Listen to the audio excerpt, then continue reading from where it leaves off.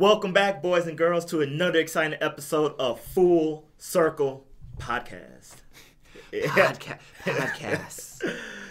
Welcome to Full Circle After Hours. You know, when they were going to do that. They were going to completely do that. I always wanted to do that. Like, I say it a lot, but I always want to do it for real. But we'll do it. Coming soon. Yeah. We won't do it episode 32, but thank you for joining us anyway. This is episode 32, in case you didn't get that. I just want to make it very clear. From saying 32 in the thumbnail that says 32. Yeah. People are slow nowadays. I'm sorry to say that, but like... I'm slow before my morning coffee, and then for like 30 minutes after my morning coffee, and then the 3 p.m. lull. I'm slow after having using immense brain power to solve life's problems. And you've had some problems. But that's not today's episodes. Well, before we get to today's episodes, topics... You are? Oh, as always, I'm Odo Harmon Jr. See, Jared, that's why Speaking of being slow.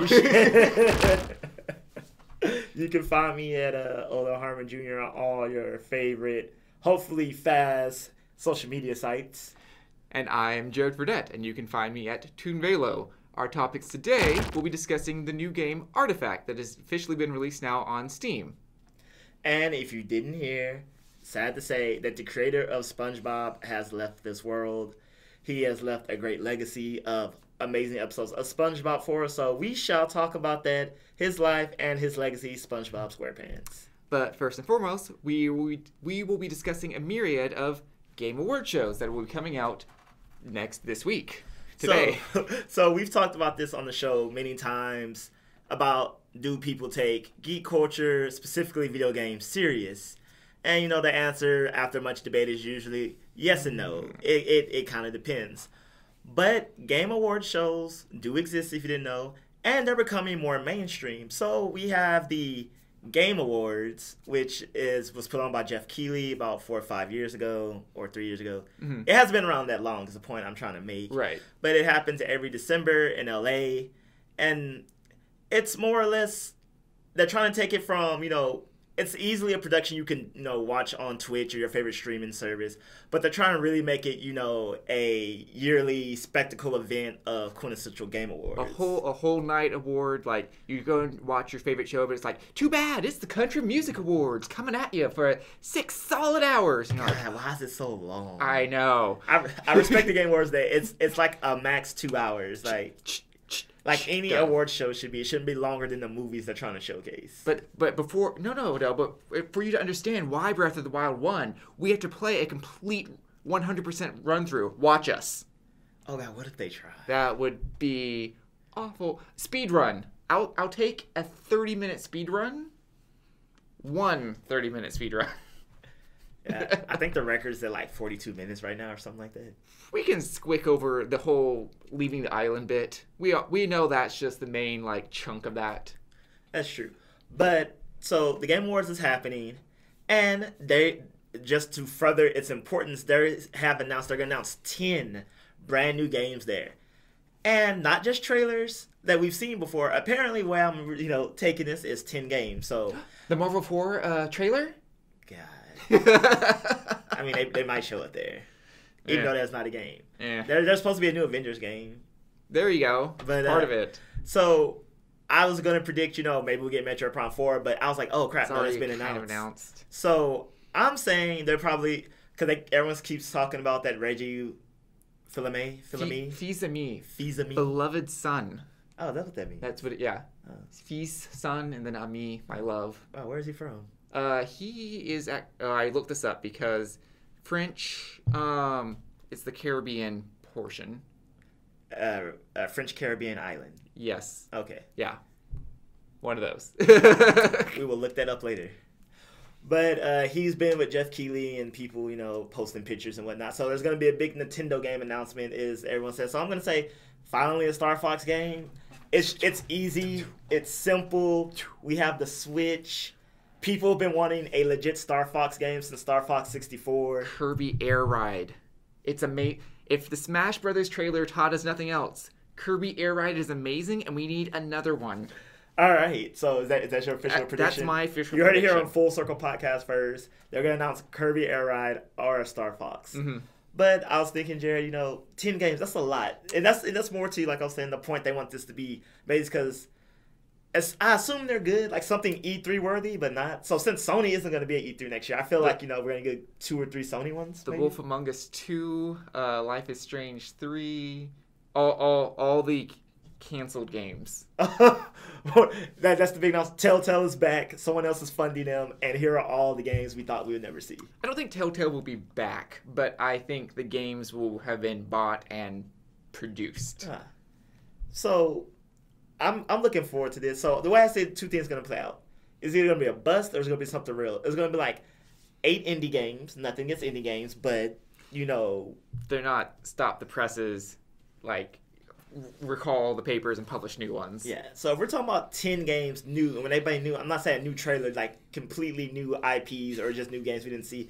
That's going to be impressive. Halo 6, because Xbox needs something. They already announced that. Oh. 7. To your credit, it's called Halo Infinite because they thought Halo 6, that sounds like no one's going to buy Halo 6. I've never bought any Halo game. It's not my cup of tea. So that's their chance to try to, take more notice. But two other game shows are happening soon. So CBS, yes, CBS, not TBS, who's really been trying to pump out their game coverage. It would have made sense if TBS was doing it. Right, when you told me this, I had to I was like, really? Look it up? Oh, okay. Old People Network. Gotcha. So the Game Awards is actually airing tomorrow after this show, December 6th, Thursday. You can look that up. But Sunday, December 9th, CBS is going to have the 2018 Gamers' Choice Awards, which sounds like, any televised award show. It has the words gamer and choice and do they get awards. An orange blimp if they win? No, that's Nickelodeon. Whoops. So here's another attempt. This will be the first national televised gaming award show ever. Mm-hmm. So that is big. That's worthy of a note.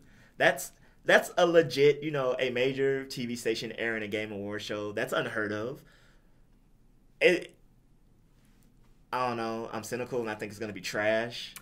I'm not saying the Game Awards show, the one we were talking about prior, is trash. I just feel like it's in its infancy and you can still tell it's crawling. I feel like this is going to be people not understanding games with a giant budget, so it's going to be fancy trash. Fancy trash. Fancy trash. Gilded trash can. I don't know, Jay. How do you feel about CBS's award show? Because at least the Game Awards is put on by people who are from the industry and understand the industry. Oh, I mean, if it's a choice award, that means they have to have some sort of... Yeah, like you can go online, you can go online to CBS or wherever and vote for, I imagine a lot of, I imagine it's going to be a lot of really dated jokes, probably some internet celebrities that were funny maybe a couple of years ago. Like, the Fine Brothers are hosting. Bring them out again.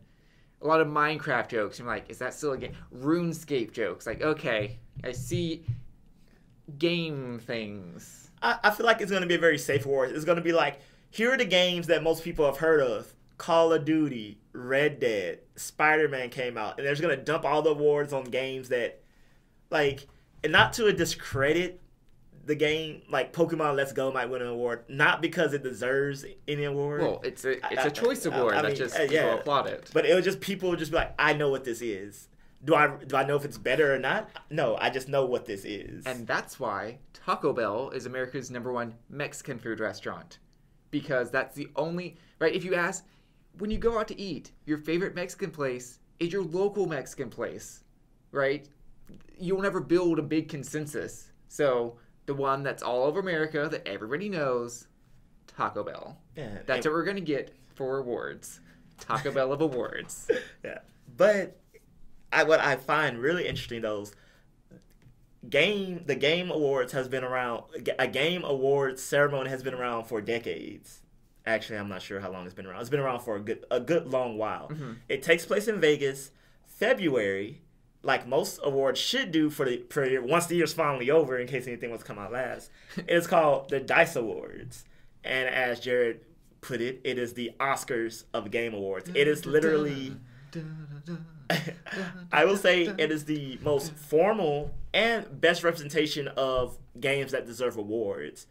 It's, I wouldn't say a closed ceremony, but it's a very intimate ceremony in Las Vegas. It's going to be at the Aria this year in February.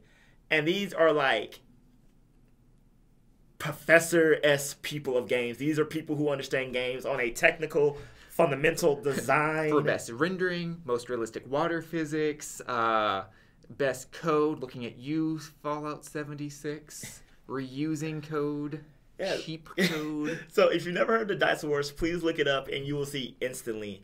So for me, always, the game of the year has always been decided by who DICE gives it to, for me personally, because they, like I said, they look on it on such a intimate, in-depth, all angles. And to its credit, Breath of the Wild still won most of the awards at the DICE Awards, which is impressive. Like, I think it was like unheard of for the DICE Awards to do that, because they're very much like, I think they do the right thing. If a game wins Game of the Year, we're probably not going to give it every other category it's in, because it's kind of redundant. Yeah, but if it won Best Game, doesn't that mean it should have most best things? Well, I mean, not necessarily. Not necessarily. It's like voting. You could be a jack of all trades and is therefore the best, but they came in like second or third for everything. Yeah, my thing is like usually you'll win like the best, but then it's just like, okay, because you're, best is sum of your parts. And so I said it's rare for, a game to be best sum of its parts, but then the parts themselves, like, did you have the best graphics? Did you have the best art design? Did you have the best lead character? Et cetera, et cetera, et cetera. And Breath of the Wild is still like, yes. It didn't win all of them, but it was still like a staggering, landslide victory for one game. So yeah, people, Game Awards, they're happening this week. I guess the big ones. Sure. So yeah, they're becoming a thing.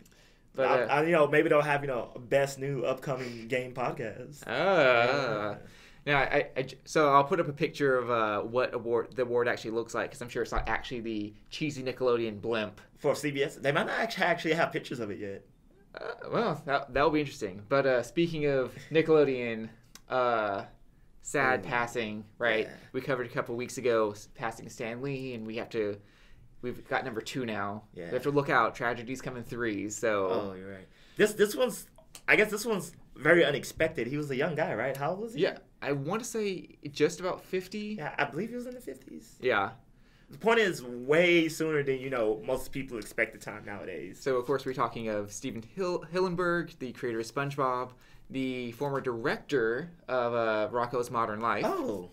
Yes. Okay. Director, not creator. I remember the creator. His name's Joe Murray, because that's my grandfather's name, but my grandfather's not the creator. Plot twist. But yeah, so do we know what he passed of yet, or ALS? Oh, Lou Gehrig. Is it Luke or Lou? Lou Gehrig's. Lou Gehrig's disease. Yes, ALS. He was contracted with it sometime, I believe, a year or two ago. Within 2 years, it was either last year or it was announced. Right. I don't know when he contracted it exactly, but a year ago he said, he revealed that he had, been struggling with it, or that he was coping with it, and unfortunately he lost his life to it this year. Oh, that is even more sad. I did not know that. Yeah. But I guess we can look back on the great things he's left behind, which is I'll say predominantly people will know SpongeBob. And I know that people might be thinking about this a little tongue-in-cheek, a little like, really, SpongeBob? I'm like, no, like, the first 3 seasons, which is really when he, he only wanted it to be 3 seasons, and the movie that he worked on was, in his mind, the finale. And we get some of our best episodes from that. No, I was reading articles after his death about, the 10 best SpongeBob episodes, and they were all within that 3 seasons. Like, it was like, episodes, it was like 01, 02, 03. Mm-hmm. And, most good shows know in the end, and I don't discredit him for this, but, as SpongeBob went on, it lost its charm. But as you said, he worked on those first 3 seasons, and I'll say there wasn't a bad episode among them. Mm-mm. And people, if you know me, I'm not one to just hype something up. Like, SpongeBob was hilarious. Think about it. Meme culture is SpongeBob culture. Oh my gosh, there's a reaction image for everything. Like, you can tell a story with just pictures from it. And all those memes, for the most part, are, guess what? Like 90% from the first 3 seasons. It's true. I'm just saying, imagination. F is for friends who do stuff together. U is for you and me. N is for anytime and anywhere and all down in the deep blue sea. Me and Jared have some conflicting lyrical memories here. F is for fire. Okay, we won't do that one. No, I love that one. I love the musical number, the marching band episode, because I was a band nerd. Like, I was too. It was great, and it was just good and funny. Is mayonnaise an instrument? No, Patrick, mayonnaise is not an instrument. Oh. No, I love the part when like Squidward's friend or his rival squid person that's successful at clarinet and everything. Oh yeah, Richward. That's not it. And he's like, Squidward. This is exactly why I just imagine your band to look like. SpongeBob's doing like his silly dance without. It's, I said this on Twitter earlier after I learned about it, but I've always took pride in the fact that Sandy Cheeks was from Texas. Yeah, she was stereotypically from Texas, but she was awesome. She was awesome. She knew karate. She could stand up for herself. An independent female squirrel living on her own in a hostile environment, underwater, where we can't breathe, because we're mammals. Yeah. Oh, that's incorrect. Whales are mammals. Anywho. So are dolphins. So are dolphins. Okay. Manatees. There are many examples here where I'm wrong. She was a non-aquatic mammal. There we go. What's a platypus? Wait, no, I know this one. We'll come back to this. Nature's mistake is the correct answer. No, it's amazing. It's like the best of everything. Little poisonous barbs, little beaver tail, a duckbill. They're like really round. Oh my gosh, okay. This won't mean anything to you, but I'm going to put in the GIF. Deploy the boy. Okay, and so... All right, you out there you're watching this in post. I hope that made sense to you because I'm lost. My coworkers have watched me laugh maniacally to that for too long. But yeah, it's like, we got... Back to Sandy Cheeks. We got several cracks at Texas, but they were fair.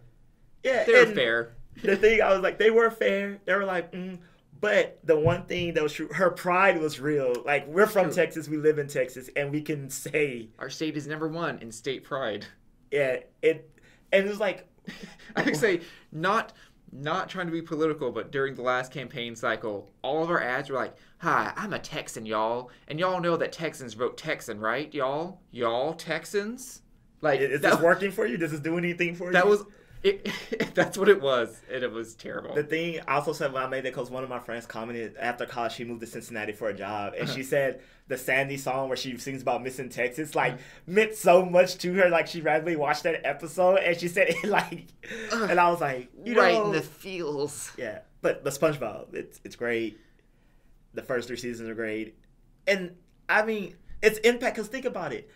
The genius of SpongeBob memes is that they never have to be explained. Most memes, I feel like I have to look it up, ask someone, or they're just like, I get that what the meme is conveying, but the picture and stuff doesn't. But with SpongeBob memes, I've never watched. You instantly can think of the episode, you can think of the situation, and you can associate with whatever, you don't have to guess with them. Oh, right. And that's a genius to his creation. Like, it's so widely understood, and man. And I mean, few things can do that. I say it even has the Broadway play, which I think has been on for about 10 years. Really? It's been on longer than you think it has. Cause I remember I recently saw a commercial for it, but I thought it was brand new. Well, I think now it's touring. Oh. Okay. Like, it might be off Broadway now, and it's just touring around, featuring music of Jonathan Colton. Portal fans. Ooh. Right? Good stuff. Right? So he did not... Sorry, I listened to NPR a lot. He sadly did not win the Tony for it this year, but... Boo. I know. Boo. But clearly, someone has seen enough depth and class and highbrow humor in SpongeBob that it's worthy enough for Broadway. Yeah. So, what's your favorite SpongeBob episode? I'm just going to say the marching band episode. Okay. Mine is going to be... I think it's called Idiot Box, but the one where I said imagination, because I love how they get in the box and Squirrel's like, that's stupid. And, I assume you've seen them, so if you haven't, so they're just literally sitting in the box, closed, and when Squirrel walks away, they're using their imagination to go through elaborate events like car chases and standoffs and watch out, no, yeah, and there's their face, move in, and Squirrel keeps opening the box and they're not doing anything, and so he finally gets in and he's just like, all right, how do we do this? Close your eyes, and they're like, beep beep, boop, and it's what you imagine 2 kids in the box sitting, imagine just making random noises. He leaves, and then my friend was like the avalanche where they're climbing the Himalayas. They're like, Patrick, I'm never gonna make it. Avalanche! Ah! He's like, SpongeBob, I need you to cut off my legs. He's like, I can't. I've already cut off my own arms. Like, the chopper's on its way. Of course, like, what? He opens it. And he opens it again, and of course, nothing's happened. And it just goes on like that for a while, but in, like, hilarious fashion. That maybe only SpongeBob could do. Right? But speaking of things that only certain people can do, Steam has now produced their own card game, Artifact. Ooh. Right? Obviously, this is not the first sort of online card game, but this holds many more advantages than other card games have in the past. Yeah, I mean, we had Hearthstone, and that was like the big, first successful, major online card game, but there's been others. Right. Magic also has their version online, The Gathering. But this is from and partnered with Dota. So the heroes from Dota appear in here, and it follows a similar sort of fashion with its various lanes. Ah, nice. Also, if you remember, you can full circle back to episode 20, where we first talked about this. Ooh, yeah, people, we talked about this way in September. Look how we're on the cutting edge stuff. But I was talking about it. I was like, it's like, what's that MOBA, League of Legends? I was wrong. It was Dota. Close enough. Close enough. And if you remember, Jared was hating on it. He said it was stupid. It sounded stupid. I was not hating on it. I had several questions that I needed explanations for. He did not think it was going to be a good game. Spoiler alert, he loves it. You did not explain it well. Okay, okay, I'll give you that. Finger wag. You said it was like League of Legends. I'm like, how does that make sense? How's it like Dota makes sense? Because it has 3 distinct lanes that you go through. You wouldn't have known it at the time. That's true. I have no idea. But it's pretty fun. It starts out... I enjoy getting... I've tried to play Magic. I used to play Yu-Gi-Oh! And that's, like, passed me up now. That was me. Dual Disc. Yeah. And so it's very important, I think, to get in on the start of these because it's easier to get in. Everybody has the same, 6 cards. You know what everything's doing. Everybody has the same experience level. The meta hasn't been established. Although I already see certain patterns starting to build. I will say, so it is very much exactly like a virtual card game. So a lot of the criticism is like, I don't want to pay $20 for then other microtransactions. I'm like, no, that's exactly what a card game is. You have to keep buying packs to keep up. This is true, right? That is a complaint of mine. But when I was complaining, you said I was like, yeah, well, if I was playing the Pokemon TCG, I would have to. You have to keep buying cards. I will complain though that because I haven't bought anything from Steam in the past 6 months, they go, ooh, sorry, you're not trustworthy, and have to wait a full week to buy specific cards. I'm like, really? That feels ridiculous to me. So they're different. So I bought the game and I've bought additional packs. But now that I slowly see a meta starting to develop between the colors. I want to buy specific cards, so I'm annoyed I'm going to have to wait a week. Can I get by with a viable deck of green and black? I think all 4 colors can be mixed in pretty much any combination fairly successfully. You mean literally all 4? You mean any combination of the 2 colors?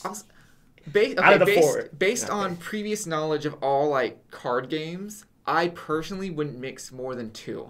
Okay. I don't plan on it. I don't know enough. Right. So me and Odell have played. I've played against bots. I've played against casual matchmaking. I've played the tourney and I've played the draft tourney. Oh crap! I need to do that because that's only going until the next week, right? I need to look into that. Okay, but I'm not good yet. I've only played against Jared and the tutorial bot, so I need to dive into that. And did embarrassingly poorly.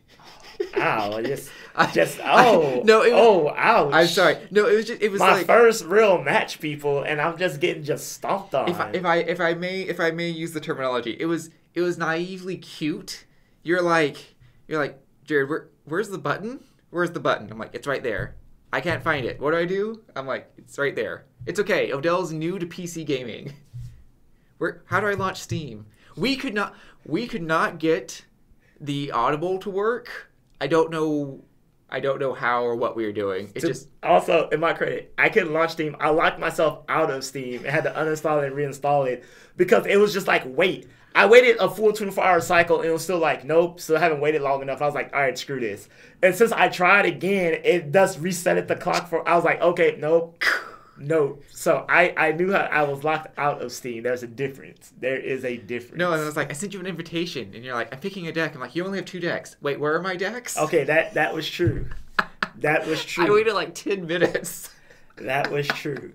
Because it took me to the deck customization. I was like, oh shit, I gotta build my deck. I just want a default deck.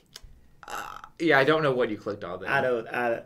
What I got there. I don't know. And then my internet dropped halfway through because my roommate unplugged the router. That's not your fault. And I was gonna lose regardless, but like I was on like the death clock where it was like 30 seconds to forfeit. I'm like, but I'm playing again. Right. The game is not even though there are 2 tutorials, they are not friendly and actually thoroughly explaining all the rules nor how to deck build.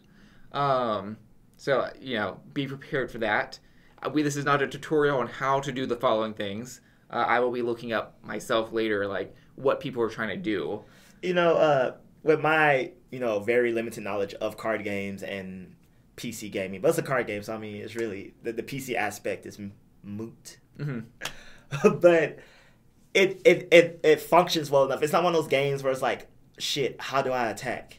There's some games you're like, I just want to attack. It's like, oh, well, you didn't equip, you didn't put the attack phase Q 2 turns later to this. Like, it more or less you can go. You may not be good, but you can at least. It's simple and clean enough. There isn't like chain of events that will spark off. Asterisk. It proceeds purely on I do an action, you do an action, back and forth until we both agree we have no more actions. Yeah. And then you attack, and then you move on. Nice and clean, really simple. Yeah. I can't think of it right now, but there have been games I played where it's just like, I just want to progress. Like, screw it if I lose or if I did something wrong. You know what? I remember, what's it called? Civilization had this learning curve at first where it was just like you're not allowed to have your turn be over until all units do a thing and you complete certain actions. But at the beginning, you're just like, well, screw it, I'm gonna lose, but how do I advance the plot? Right? It's like fill bucket in Photoshop. Oops, sorry, there's a gap somewhere. Where is the gap? Sorry, can't advance your turn. Someone hasn't done something. Who hasn't done something? Something. But Artifact does not suffer from this. So kudos to it. It does not. Maybe this is just a me problem, but since I've started playing, I've been having very weird and vivid dreams.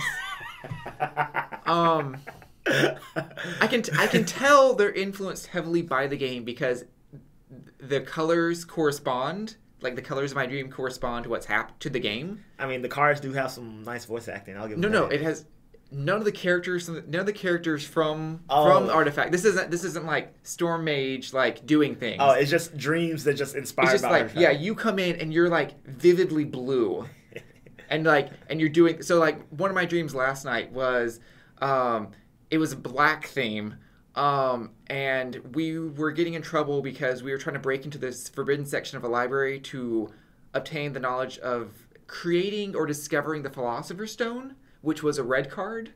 I don't know. Anywho, very disappointed. We didn't get in trouble, but they burned the book. Oh, damn. Yeah.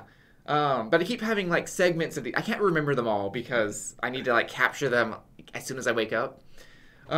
So be warned, you might experience vivid dreams from Artifact. Or maybe that's just me and I've confessed something. I mean, maybe. I don't have them anymore, thank God. But we all talked about. I had the dream that I didn't graduate college. Right, which are way more intense. I didn't pass middle school gym, therefore my career is invalid. No, I feel like dreams about not passing college are more intense than not passing high school. Because high school is like, I just didn't pass. But college is like, I didn't go to a class the entire semester, which is very plausible to do. And it was like, I didn't remember to go take tests, which is also college is literally like a long series of events that you cannot do and get screwed for. It's like, oh no, it's like no, I Q dropped that class. No, you didn't. You just stopped showing up. You meant to. Well, can I do it now? That deadline's passed. Oh, no. So what's been going on? Well, apparently you didn't show up for any of the tests, so you have zeros. That kills me inside. But artifacts... Yeah, so definitely if you're having trouble getting going in the beginning, try and look at what slow meta is developing and what cards they are. Because definitely, like a card game, it's luck of the draw, and you can purchase individual cards. Because I noticed in the draft I was doing, or not the draft, in the tournament I was doing by myself, I didn't have as much success as when I did the blind draft. So where you get new and random cards. So I'm like, oh, these cards are better than my cards. So like they give you new cards to put in your deck, or they give you a blind draft like deck compiled of random cards. That. So like Magic, like you all open a bunch of packs and you take turns like taking a number of cards like each round, and then you'll draw 60 cards and you'll build a deck of 40 off of that. Yeah. What I really like about Valve is like that money management is an important part of the game. That after each of the 3 phases, you go to the shop and you can then buy cards to add to your hand instantly. That's true. That's the whole thing. And there's cards and actions you can do to yield more gold to just be spent on things that might turn the tide of battle. I'm sure in some very close races. I mentioned it previously and I'll mention it again now. It is really unique. I feel like all the colors can really jive because like I know some cards will like double your gold and others in a different color will be like, yeah, if you have a doubling effect you can like do it again. And it's like, oh, like across the colors you can really build a good synergy. You don't have to rely heavily on like, oh no, the black gold mining cards, like the greens don't rely on gold at all, don't be ridiculous. Like you can mix and match very well. So would you recommend Artifact? Would I recommend it? Or what cards would I recommend in Artifact? Would you recommend the game? I recommend the game. I personally am liking playing with a blue and green deck. I like how your mom would like recommend what the game or what cards to get. I'm like, well, I'm just gonna say the game. I don't think we got time for that. Yeah. Apparently, Jared has not only seen the meta, but he is about to discover it, make it branded. Crack it wide open here. Come to us first for all your Artifact meta knowledge. And I guess that brings us to the end of our show. Yes, like in Artifact, one or two of the 3 towers have been destroyed, or the Ancient has been revealed, and we have destroyed the Ancient, thus ending our show. Look, see, I know something. I know something. Before we sign off, I will say it's like Dota because all the Dota fans I see on Twitter say the card game is so much like Dota, and it's like, so I'm going to assume they did a good job. So if you like Dota, you probably like this. And if you like Dota and you don't like this, well, I don't know, man. You got to play Dota on the PC. And if you like this, you might like Dota. I don't know. I've never played it. Okay, so signing off, I'm Jared Fradette, and you can find me always at ToonVelo. And I'm Harmon Jr. You can find me at Harmon Jr. on all your favorite social medias. Until next time. Those are both the same thing. Until next week time, enjoy yourselves, everybody.